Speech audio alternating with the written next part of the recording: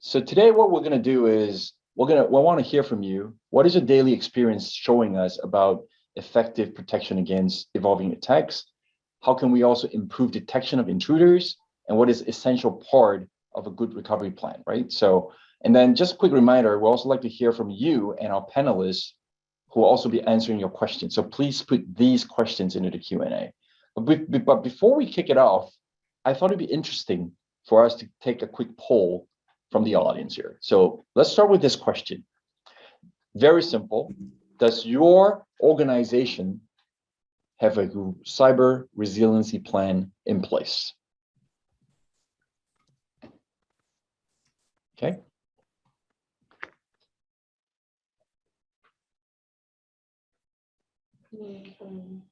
Wow. Okay. The results are coming in. I think majority is yes. I would actually expect a higher number, to be honest. But in a way, it's not entirely bad in that only about 20% doesn't have a plan. We've got about half of the remainder, it's work in progress, and the other half that has it. Okay, that's pretty. I guess that's very insightful, and I'm sure our panel will have an opportunity to share their views on this, right? So, all right. So as we know, there's no doubt having a ransomware resiliency plan is critical. So now let's talk about protection. Okay. So in the first section for this panel, we're gonna look at ransomware trends and protection. So I'm gonna go to Stephen first. So Stephen, we talked earlier about how attacks are evolving. Mm-hmm. What are we seeing on the ground, and how are the attacks vectors changing? So, yeah, I mean, I'll dive a little bit deeper now where my practitioner had from the investigations that they were dealing with, right? Alex made a very, very valid point on, remote access, attackers primarily moving from, just phishing individuals to actually getting into very specific parts, and what would be some of the vectors that they're using. A lot of RDP. We see that remote access being particularly very interesting to get into the environment. In one of the cases, I mean, the Colonial one that's still in the public domain, there's a very nice note where the attackers used a password to get in over the VPN, which they didn't even have to hack. It was part of a public breach that that their password was still available, their account was still available, and they could get into the environment. So beyond that, attackers then take on identities within the organization. They typically follow that attack lifecycle, right?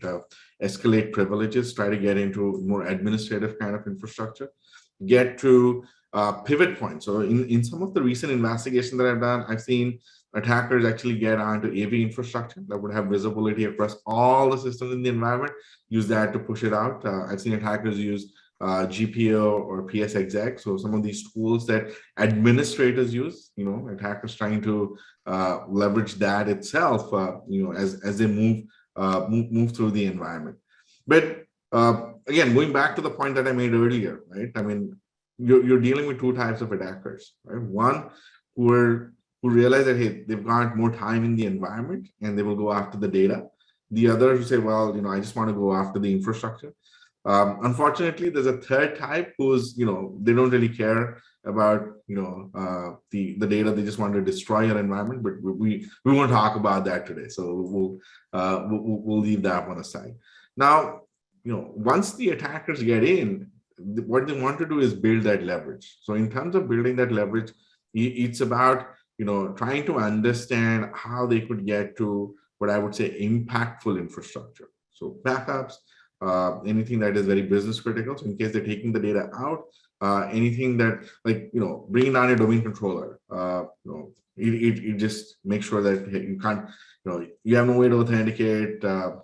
Business is stopped. At that point, you're really in a bit of a challenge in terms of responding, right?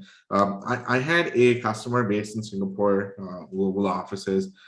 They got a ransom attack. The attacker came into one of their sub offices out of China, They had a MPLS connectivity that got them connected back to the Singapore HQ, where they had some of the data residing here. Again, for ease of simplicity, they use the same local admin password. For the attacker, it was just, hey, seems so much easier to go from one machine to the other because everyone's using the same password. So again, ease of use from a administrative perspective, getting abused by the attacker. Once they got in there, in this case, the attacker actually went to the virtualization host and then just took off that entire infrastructure, so even systems couldn't come online. So the attack vectors are evolving in terms of attackers using new methods. You would have heard about the very recent supply chain breach where the attackers got into an MSSP, a vulnerability that the MSSP used, and then use that to go after about 1,500 different organizations. So we do see attackers leveraging these kind of methods. And what I can tell you is, again, going back to what Alex and I alluded before, this is becoming an economy. The attackers are evolving tools. They are making it simpler. So today you have an attacker who has a panel, like a control panel, which says, okay, what do I need to encrypt with? So just making a lot more simpler. And I think that's where from a defensive standpoint, that visibility and that telemetry, even when it comes to critical infrastructure, even backup, where you could have some of that telemetry generated, whether it's unusual access or there's a drop in certain traffic that's coming in. That would be some earlier detections that would be in terms of protecting your infrastructure or detecting ransomware in your environment. Great, thanks, Stephen.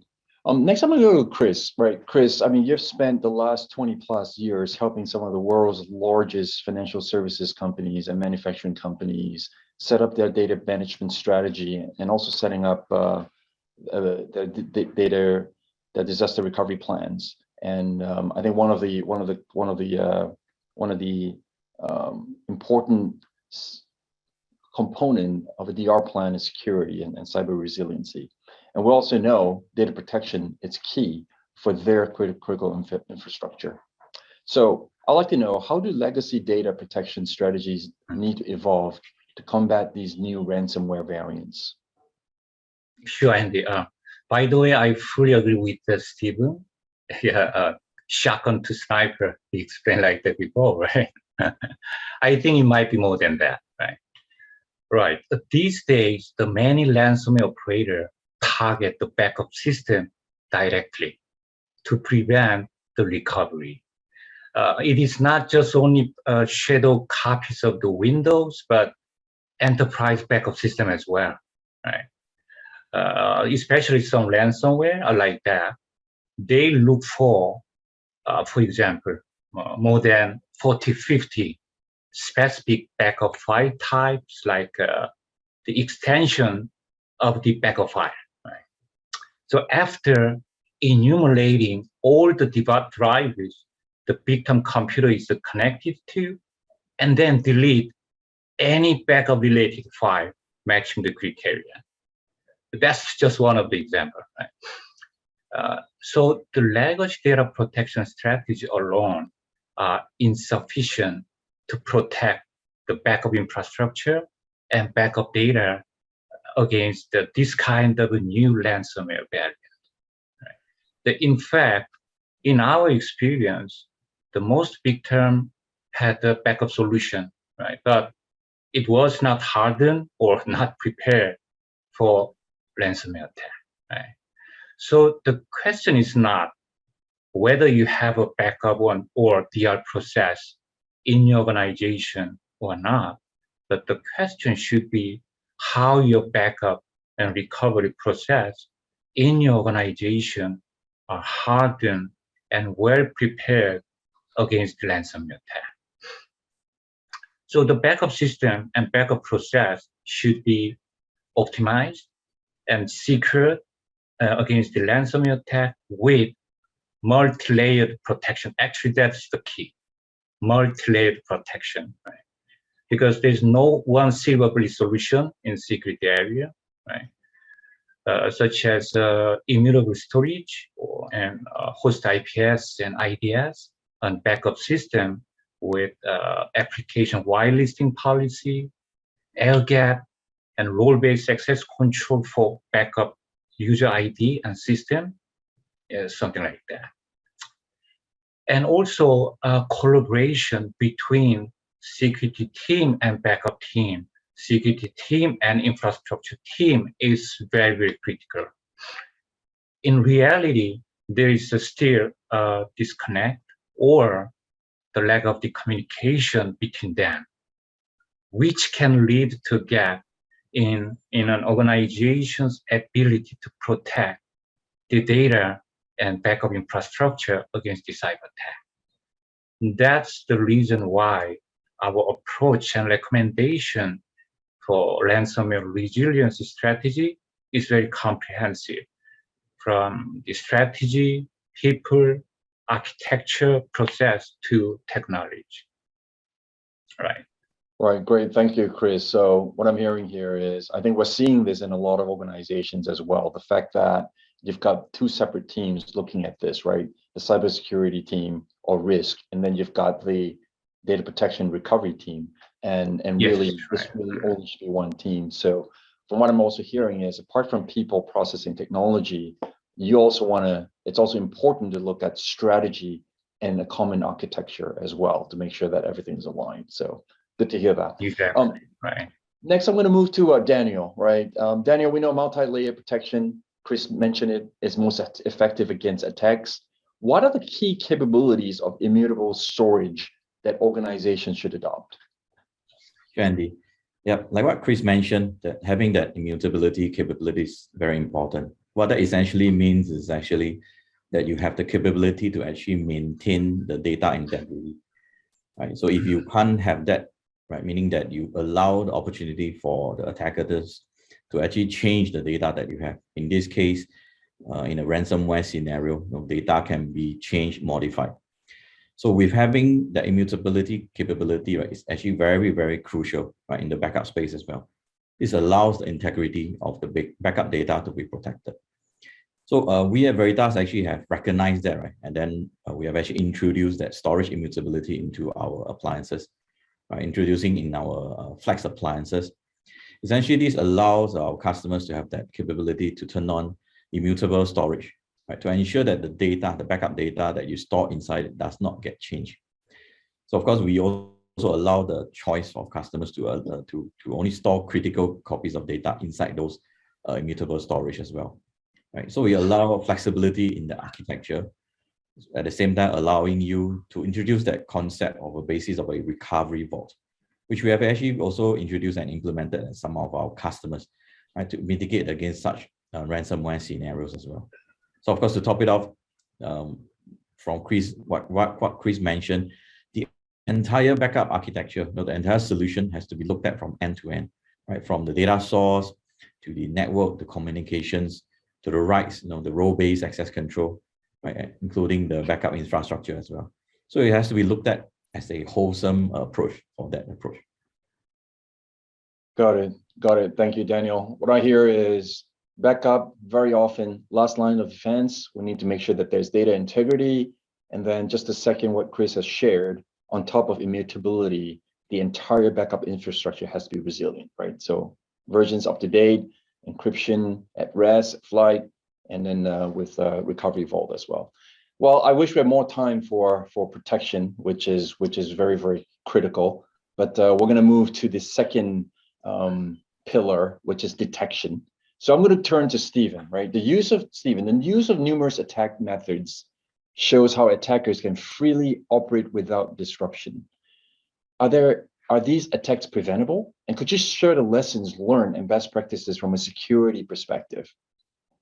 So, hey, Andy, I've known Chris for a long time, and every time I talk to Chris, there's always a nice nugget of wisdom that I take back. And I think today I heard about this, so this, it's good to know that there are ways to even detect potential security threats from telemetry that's coming out of backup infrastructure. So as I go and advise more customers starting tomorrow, I'm going to go talk to them and say, well, are you getting some telemetry from your backup infra? Because those are some of those use cases that would help trigger. Like if you say, hey, you know what, you're not seeing the same kind of backup happening. There's obviously something's happened to that file. It's changed the shape or form from your backup infra. Then you've got a problem. You can actually go investigate and figure out what's happened over there. And that's a very early trigger. So Chris, always good to hear from you and then learn something new. I'm going to definitely use this in my conversations. But going back to where I have seen, certain steps that have helped organizations reduce that surface. I'll again, try to keep it to 5 that you can count on the, on the fingers of your hands. The first one is, address the initial vector, right? Obviously, you will do a lot of user education when it comes to phishing, but multi-factor authentication for remote access, right, by far has been a in 80 to 90% deterrent in terms of attackers getting into the environment. So if you could, that would be the first thing that I would invest from trying to reduce that attack surface. The second would be the inherent usage of remote desktop and remote management. Now I understand that this is required. The pandemic has made us make changes in a much faster way. But if you combine, having multi-factor and reducing that attack surface in terms of, remote management to certain jump hosts or, certain more controlled infrastructure, you would have a much lesser attack surface or less ease for the attacker to move through the environment. The attackers thrive off that. They don't have a lot of time. They also know that they could get caught. So they're also, kind of playing that pace game, right? The third is what I call, from a lateral movement point of view, right? Visibility only to very specific infrastructure. Now, I have seen, as what Chris mentioned, attackers going after backup infrastructure purely because, hey, it's, everyone needs to back up, but backup management may not necessarily be, that easily accessible. If you can try and control some of that, access and lateral movement, segment some parts of the network that access critical parts of managing a backup, that would definitely reduce impact over there. So again, that's point number 3. The fourth, but this is difficult, it takes time, is privileged access management, right? I have seen organizations have much more admin accounts, much more accounts that have other privileges that give equivalent to admin access. Right. So one of the things that most organizations now are doing as part of preparing for their ransomware is actually going and looking at their Active Directory and validating whether they need such a lot of privileged access and accounts within their environment. Again, reduce that attack surface. Now the last one is again one of the nuggets that Chris shared is post impact. What really is going to help you is testing your backup and recovery. Fortifying it, hey, if certain part of the infrastructure is not available, now you need to recover backup. So those drills are going to be very important. Testing your backup, just having backups are not enough. I can tell you, I've had enough conversations with customers as we're dealing with incidences where they say, we have backup, but we've not really recovered it. And we don't know if, we'll be able to do that in a short period of time. So having backup, great, but testing your backup regularly, and that integration of backup and security, that when there are certain security limitations, trying to recover your backup, would that happen? So those would be those 5 to take. MFA where you can, reduce RDP as a vector, segment your networks for what I would say critical access, privileged access management, reduce that attack surface, and test your backups regularly with certain security limitations. And that's where that integration between security and the backup team would be very useful. Right, the collaboration, right? And I hear you talk about recovery as well. So that's something that we'll tackle the next section, right? So staying on detection, Chris, what are some crucial steps that organizations can take to improve their detection capabilities? Sure, but what Stephen explained a very valid point, even from the backup and recovery perspective too. So like Stephen explained, the detection is very crucial for ransomware resiliency strategy, even from the backup and recovery perspective. But in reality, in many organizations, that is still, if you ask me, that is still one of the most common improvement area, right? The most organizations already have a SIEM in the SOC in place, and they monitor and analyze activity from many different resources across the entire IT infrastructure. But mostly critical event and logs from the backup system and backup process and backup data are not monitored, not analyzed, are not consolidated into the SIEM. Right? Let me give an example. This is a real case. Very suspicious login attempt to backup master server, backup storage, through the web GUI, not OS login of the backup server. These are different things, right? Like around 3 a.m. on Saturday, which is very unusual, right? Mm. Yeah. So this kind of event should be monitored and analyzed by using it's like an event correlation technique or AI engine, and should be traced by the SOC and CERT team. Right. Because the admin user of the backup system through the web GUI can do everything what they want once they logged in successfully. Right. That's further affirmation that collaboration needs to happen between the backup and the DR team and also the CERT team, right? Which is very often not together. So this is the missing piece, right? Right. So, but only few organizations have a detection capability and visibility into the overall backup infrastructure and backup process. Right. And more importantly, anomaly detection on the overall backup process and backup data is very critical too. This is another missing piece in the most organization, because the existing cybersecurity monitoring and detection tool don't provide visibility and insight into the overall backup process and backup data. Right? For example, a sharp and sudden decrease in DD rate during the backup can indicate that something is going wrong. The files being backed up have been newly encrypted or something like that. Right. So to improve the detection capability, it is highly recommended to integrate all critical backup related event and log into the SIEM and have anomaly detection and visibility into the overall backup process and backup data. Right. Thank you, Chris. Those are definitely very precious best practices, right? That I think a lot of folks are in the audience would be able to benefit from.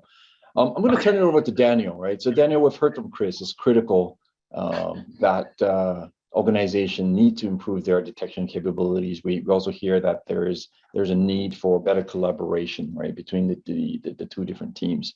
Can you share how else can our customers and monitor this? Definitely. So, I mean, we at Veritas excels at data protection because we have made tremendous improvement to actually provide these detection capabilities into our portfolio. Right, so right now, from net backup, right, we actually has the ability to actually detect anomalies as part of the backup flow. It's done as part of the process to ensure that early detection is being done and provided to the customer as well. Right, this is done via a machine learning capability that we have actually built into the solution as well. So, example, right, anomaly will be flagged when an unusual job data is observed in the backup flow itself. Right, things like a abnormal change in the file count, sudden change in the deduplication rates, things that we think that is out of the norm, right? We actually straight away we flag it up, send it off to the security team, so that they can actually take very fast reaction, be able to react quickly enough, right? At the same time, we feel I feel that monitoring should also be broader, right? Beyond just backup, the entire infrastructure also has to be monitored end to end, right? From storage to VMs, for your files, your data permissions. If you can put everything together in a single analytical view, right, then that's very important and very beneficial to allow fast decision making, to allow fast response, because time is very critical in ransomware attack scenarios, right? So with that, right, we then essentially provide a risk mitigation capabilities to our customers as well. We're able to see, okay, what do you, for example, what do you have? What's your exposure? What are the assets that you have in as a whole, right? Versus what is being protected. So here, we at Veritas actually has that capability to provide a broad spectrum, right, of monitoring and insights across the entire infrastructure itself. That's great, Daniel. So having sort of like a dashboard with the ability to be able to monitor in one single dashboard is actually very critical. Okay. All right. We're running a few minutes behind. So before we talk about the last section, which is recovery, which is probably the most important, perhaps we should have another quick poll, right? So if you guys are ready, audience, how frequently does your organization test your DR plans? Once every month? So on a quarterly basis? Do you do it once a year? Or to be on, and please be honest, never do it at all, right? So I'd like to hear that, right? So we're getting the answers pouring in. Okay, so right about half of you actually say once a year, and I think from a true best practice perspective, I mean, there are organizations obviously who do it every month, and we definitely see a lot more industries that are very, very, very regulated will do it more often. But from a best practice perspective, I'll say at a very minimum on a quarterly basis, right? Because that's whether it's from Stephen Desar, whether we hear from Chris Parkway, Brian, or even Alex earlier, it's about ensuring that you're prepared, and nothing gets you more prepared than having a regular practice. Okay, so I'm going to move on to the last and probably the most important section for ransomware resiliency, and that is recovery. Okay, so a lot of us are not aware you don't get to resume business after you've detected, after you're protected, because as long as you're not recovered and you've not successfully recovered and restored, you're still susceptible to the ransom, right? So the first one actually goes to Stephen. News about ransomware attacks often focus on the downtime they cost. From your experience, how should organizations respond to a ransomware attack? So Andy, that's the unfortunate part of ransomware is the focus, is how long were you out of business, why did it take so long? And we work with organizations that are reporting either to the regulators, to the board. There's always that question about, what could we have done before? And one of the things that I usually see over there is there are a bunch of questions in terms of recovery. So we're in the process right now of helping a bunch of customers who've had potential impacts, and the one question that they're all asking is, well, is my backup secure, right? I mean, where am I recovering from? Is my recovery point secure? And most of the times, that's a question that they have a challenge. If they've never done their recovery exercises before, they also come back with a question about which ones to recover first, right? So if you there are more dependencies than they've planned for. Most of the time, I do see organizations really reacting. It's very knee-jerk in terms of, hey, can I just do some isolation or containment without really planning? And for me, response comes from that preparedness. So to reduce that recovery time, you need to know where you would recover from, whether that recovery exists, how fast you can build up, what would be some of the hardening that you would need to do again on some of that infrastructure, before you restore some of the older data. So that is where I see challenge. Now, when the backup and the impacted infrastructure are all connected, a lot of times people say, well, should we have just relied on offline backup at that point as a way to recover faster? I read this article from the CEO of Coveware, and Coveware is an organization that does a lot of ransom negotiations, and said, they looked at two organizations, one that recovered, that had offline backup, and they just had a truck pull over, 5 days, they were back up and running, versus the other that had everything online and connected, but without the right controls. And it just took them like a really long time to recover, purely because they weren't sure, if that backup infrastructure is also impacted. So, I think I'd want to hear from Chris here, that especially on that offline part, when recovering, what would be some best practices that they should have in terms of preparing for that, and also reducing that impact. Right. Great. Thanks, Steve. And we do have Chris coming up, right? So Chris, DR, we know it's key when recovering from an attack, right? Could you share some of your real world experiences, some of the best practices that you can share, right? And what are some of the best practices that our audience should have in place? Right. My team has many experience in ransomware response and data recovery from the backup and recovery perspective. Based on our experience, when the ransomware attack happened in the customer organization, the most important thing is the recovery with the confidence. Actually, that's the key, right? So it may look simple, but actually it is complicated. It's not easy because it requires many preparation, such as a DR exercise, such as architecture optimization and process and DR and backup solution in place to recover the data in timely manner in case of very destructive cyber attack. One of the key lessons learned is importance of the DR orchestration and automation, and importance of the DR exercise. But many organizations perform DR exercise on a regular basis, but most of them are barely rehearsing their ability to recover from, it's like a single system failure from the backup, right? Validating their IPO and RTO, right? But only a few organizations are validating their ability to recover from a worst case cyber attack scenario, not just like a typical natural disaster scenario of recovering hundreds of systems at the same time.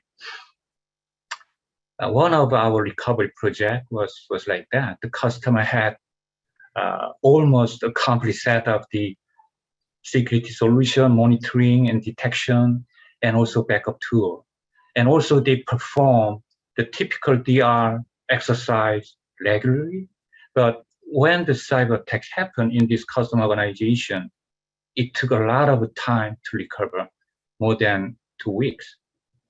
Finally, it impacted business very badly. But one of the main reasons was that their DR exercise and their DR process were not prepared against the real cyber attack. Because the nature of the disaster caused by cyber attack is quite different. So the hacker attack the primary side and DR side at the same time to prevent the recovery. And so also they don't have any DR automation process and tool, DR orchestration, I mean. So practice like is real, and when it is real. Got it. Right. It's so just like a practice. That's one of the key lessons learned. Right. So practice like it's real. So when it's real, it becomes a practice. And also exactly. We need to make sure that it's automated and orchestrated process, right? So it doesn't depend on individuals who might not be available. All right. I think we need to run a little bit quicker here. So last questions, and this is to Daniel. What would a good recovery plan consist of? Definitely. I mean, every discussion that I have with our customers, every starts with understanding their SLOs. Right? What's their service level objective? What does the business actually needs?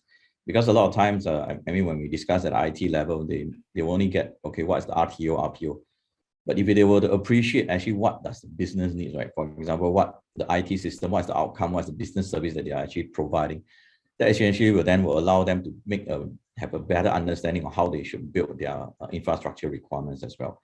So definitely it's very crucial to understand the business requirements. And then from there, you translate into whether do I need to build in redundancy? Do I need to have a HADR plan? You know, how long, how fast can the system be down, right? So having multiple strategies and capabilities is very important. You need to consider that and definitely have multiple strategies and multiple tools and capabilities to be there, right? So of course, lastly, like what Chris mentioned, always have a recovery plan, but however, must always have one that is very easy to run. Right? A lot of times when it's difficult, cumbersome to run, people will not run it, right? When you combining people, process, and tools together is very important, but at the same time, simplifying the entire things is important as well, right? So that we do not make people shun away from running, right? So as they always say, right, when you fail to plan, you will then plan to fail, right? So if this putting everything together, essentially that will help us to lower the risk tremendously. Right, great. Fail to plan, plan to fail. Thank you very much, Daniel. And really, thank you, Stephen, Chris, Daniel. This has been fantastic. I wish you had more time, but we're really running a little bit late here. So I'm going to just do a quick summary if I could, right? A couple of key points, a couple of key takeaways here. So we learned breaches are inevitable, but breach impact can be prevented. That's important, right? We've also heard multi-layer protection is the most effective defense. So make sure you get that right. We also heard immutable storage is critical. Detecting anomalies should occur as part of the backup process for early detection. That's very important. And also from Daniel, Veritas has the capability to provide the broad spectrum of monitoring and insights with net backup, with AppTar, and also with data insights. And this is something that Stephen earlier said he would actually incorporate in his next conversation with his customers as well. And then focus on response and not react, right? Because response needs preparedness, and preparation comes from practice. Okay. And when you fail to plan, you plan to fail. We heard that from Daniel. So thanks again, all three of you.